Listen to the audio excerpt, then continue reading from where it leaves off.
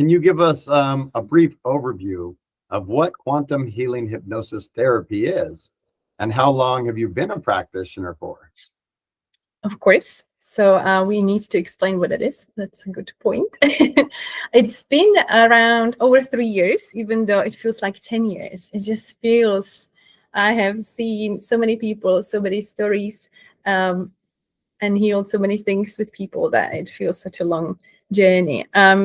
So quantum healing hypnosis, it's technique or therapy. I like that word.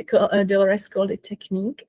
It's a beautiful journey. She called it like a journey through your consciousness, where we connect with the most incredible and loving part of ourselves, which is our higher self, which got completely unlimited healing power.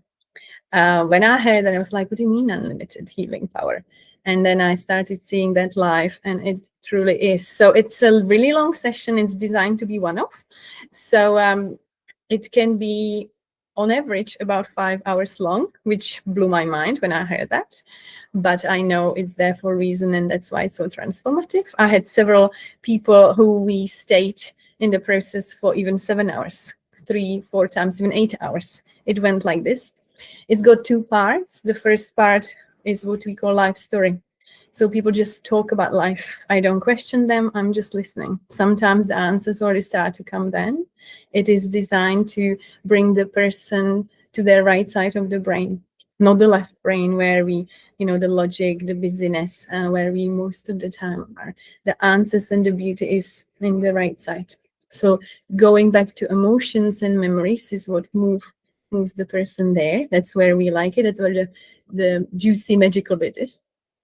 And in the second part, we go to this hypnotic state. So they just lie down like if you were to go to meditate. I use my voice to put them to this really deep theta state. It's a really deep state of consciousness. And they go where they need to go. I don't impose anything on anyone. I don't send them to past life, to childhood. They land wherever they meant to land. Sometimes they see several different lives or stories or places. They will see what they need to see and where their awareness is. So if you're religious and don't believe in anything a bit out there, which we might talk about, fine. It will still give you the answers and show you what is in your sort of awareness and consciousness. That's the beauty. So people explore places. Sometimes they go to planets, childhood, past lives. I had people who felt like they had wings or they were like animals. Symbolism sometimes is used. And in the second piece of the hypnotic part, I have their list of questions, which is the only homework they need to prepare.